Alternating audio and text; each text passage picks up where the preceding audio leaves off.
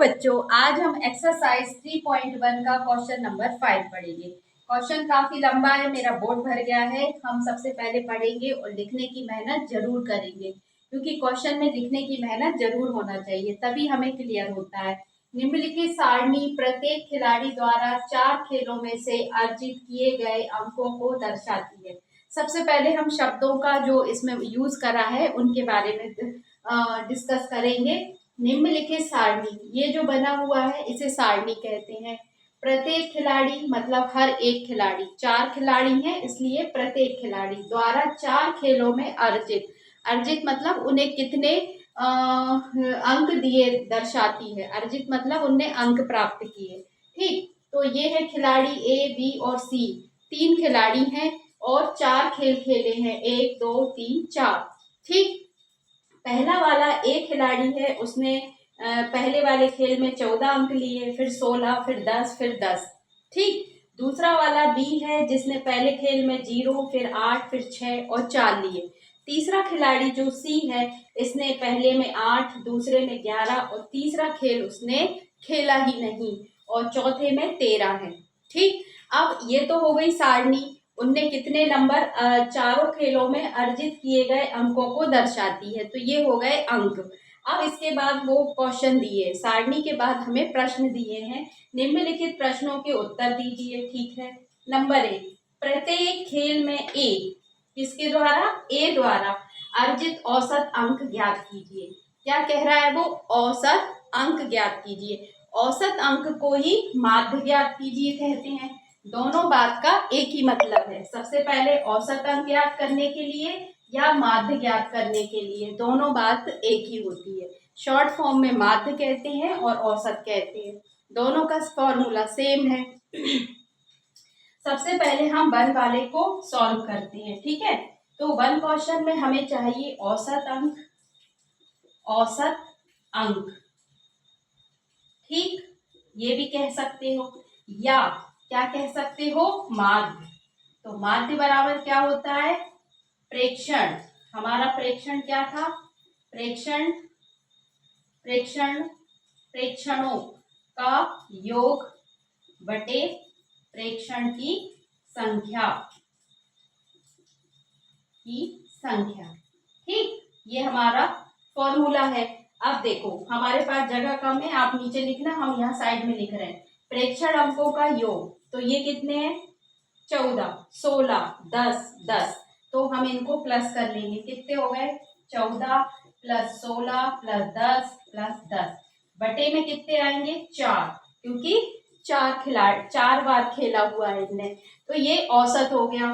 चारों को जोड़ लिए, 4 से भाग देंगे तो कितना आ रहा है? देखो ये 10 है ना? तो देखो 4, ये 6 और 4 10 का 0, हासलाई का 1, 1 और 1 2, 3, 4 और ये 5, कितना आया? 50/4। अब 50/4 का उत्तर कितना आएगा?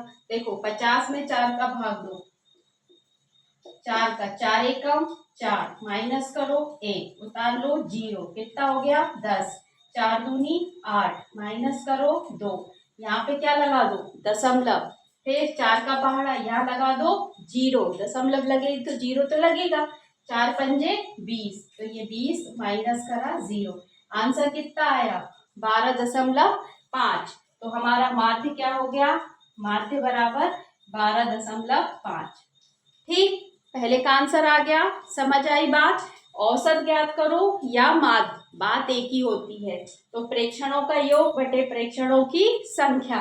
प्रेक्षण कितना है? 14, 16, 10, 10 और कितना है? 4 बार। सबको जोड़ लिया, 4 से भाग दे दिया, ये माध्य निकले। ये बच्चों को सॉल्व करते नहीं आता तो इसकी बार बार प्रैक्टिस करो। ठीक, सभी बच्चे इसकी प्रैक्टिस करो कि दशमलव कैसे लगाते। ओके, नाउ अब दूसरा क्वेश्चन, प्रत्येक खेल में सी द्वारा अर्जित माध्य अंक ज्ञात करने के लिए आप कुल अंकों को 3 से भाग देंगे या 4 से देंगे और क्यों देंगे? ठीक, तो दूसरे का उत्तर क्या होगा? देखो दूसरे का प्रत्येक खेल में सी द्वारा, सी कहाँ है? लास्ट में। हम 3 से भाग देंगे। क्यों देंगे? क्योंकि तीसरे ने तीसरा खेल खेला ही नहीं। 1 2 3 खेल खेले, चौथा खेला ही नहीं। जब वो अटेंड ही नहीं करा तो हम किससे भाग देंगे? 3 से। तो दूसरे का आंसर क्या हो जाएगा? 3। क्यों? क्योंकि उसने खेल खेला ही नहीं, खेला ही नहीं। ठीक है, ऐसे लिख दोगे आप। 3 से भाग देंगे, 3 क्यों? क्योंकि उसने खेला ही नहीं। अब हम आ जाते हैं प्रश्न नंबर 3 पर। प्रश्न नंबर 3 कह रहा है बी ने सभी 4 खेलों में भाग लिया है, अंकों का माध्य किस प्रकार ज्ञात करोगे। उसने हमसे पूछा किस प्रकार, जैसे हमने ये नीचे दिखा के दिया, बस यही आंसर है। तो ये आया। ठीक है, किसका निकालना है हमको? बी का। तो इसी तरीके से निकालेंगे हम बी का। तो सबसे पहले हम इसको रफ कर देते हैं और छोटी सी जगह में करते हैं। ठीक, तीसरे का आंसर, किसका आंसर? तीसरे वाले का। बी ने सभी 4 खेलों में भाग लिया, अंकों का माध्य किस प्रकार ज्ञात करेंगे। तो बी में है यहाँ 0 8 6, तो बी का निकालेंगे। क्या निकालना है? माध्य।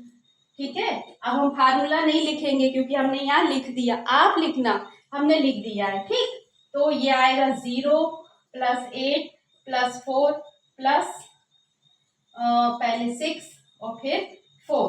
कितने नंबर है? भले 0 आया पर उसने खेला, भले 0 पे आउट हो गया हो, तो ये 4। तो आंसर कितना हो गया? माध्य बराबर, जोड़ो 6 4 10, 10 और 8 18, 18/4 काट दो, 2 नाम 18, 2 दूनी 4, 9/2। ठीक, ये हो गया तीसरे का उत्तर। अब चौथा कह रहा है कि किसका प्रदर्शन सबसे अच्छा था। प्रदर्शन मतलब सबसे अच्छा खेला उसने, तो भैया ए ने खेला, दिख ही रहा है, इसने 14 16 10 10 काम करा, क्योंकि बी वाला 0 पे आया और सी वाले ने तो खेला ही नहीं। तो इसका आंसर क्या हुआ? चौथे वाले का, ये हो गया, चौथे वाले का आंसर हो गया ए। ए खेल क्या है? ए का प्रदर्शन सबसे अच्छा। इतना बड़ा लिखना हो तो इतना बड़ा लिख दो, वरना आप तो लिखोगे ही ए का। ठीक, समझ आया क्वेश्चन क्या था? क्वेश्चन था कि निम्नलिखित सारणी प्रत्येक खिलाड़ी द्वारा 4 खेलों में अर्जित किए गए अंकों को दर्शाती है। ये 4 खेल खेले, खेले किसने? 3 खिलाड़ियों ने, ए बी और सी ने। पहले वाले ने पूछा कि औसत कितना है, तो ए का औसत निकाल लिया, जो आया 12.5। दूसरे वाले में कहा कि सी को कितने नंबर दोगे, तो 3 से भाग देंगे क्योंकि उसने खेले ही नहीं, बस 2 तक पूछा है माध्य, तीसरे का पूछता तो अपन 3 से भाग देते, 8 11 और 13 को जोड़ते और 3 से भाग देते, क्योंकि चौथा खेल खेला नहीं उसने।